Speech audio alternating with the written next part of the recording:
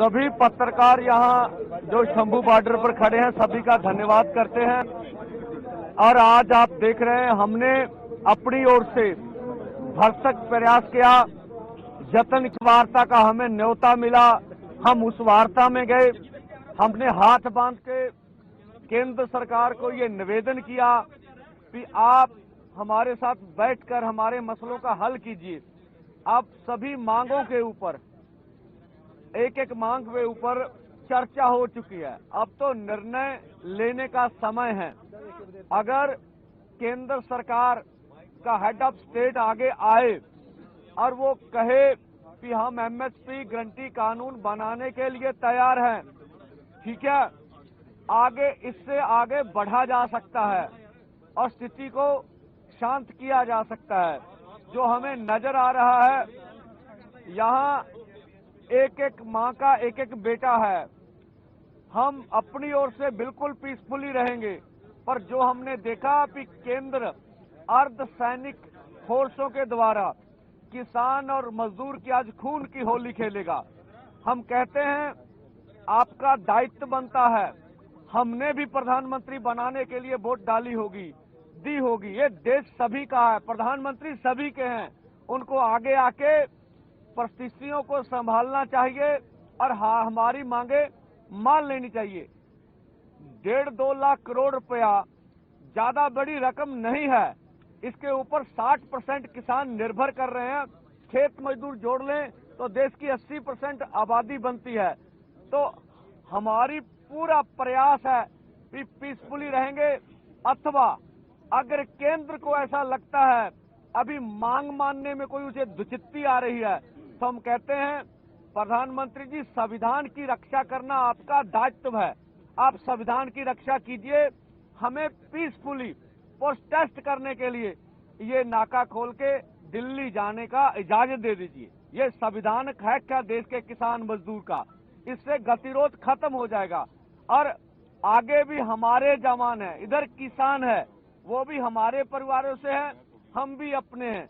इसलिए हम नहीं चाहेंगे कि हम ऐसा कुछ हो तो जो देश को आज दुखद तस्वीरें देखने में सामने आए।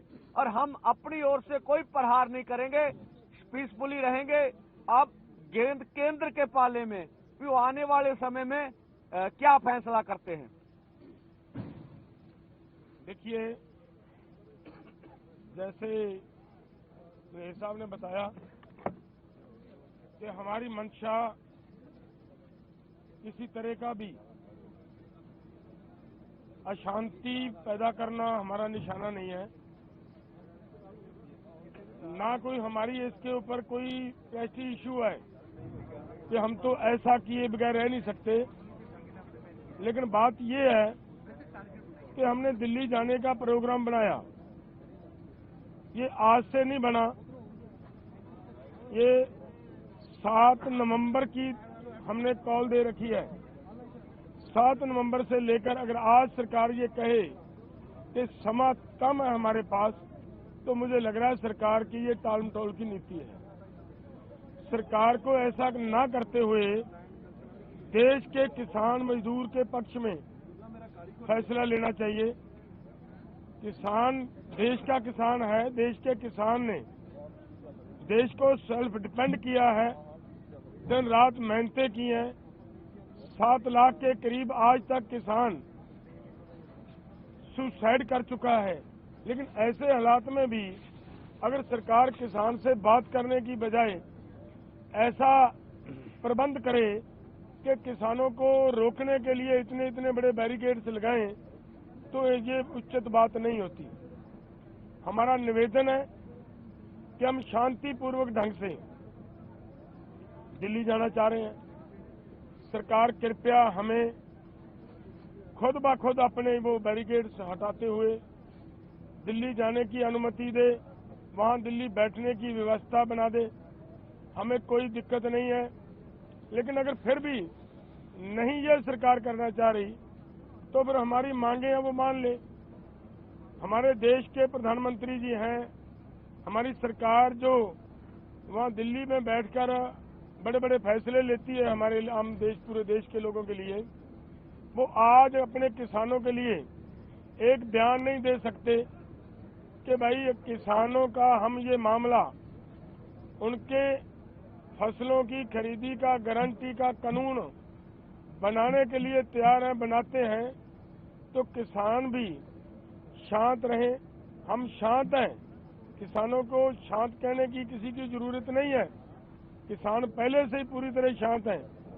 सिर्फ उनकी एक हाथ आगे बढ़ेगा तो किसान अपने आप दो हाथ आगे बढ़ाता है।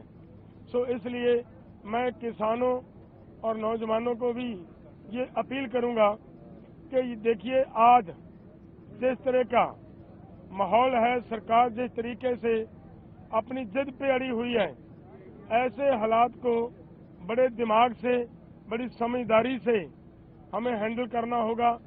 कहीं ऐसा ना हो कि हम आपा खो बैठें। यहाँ बहुत सारे तत्व सरकार जैसे पहले देखा गया है पिछली बार, वहाँ खनौरी बॉर्डर के ऊपर पुलिस के अधिकारी आए और हमारे नौजवानों को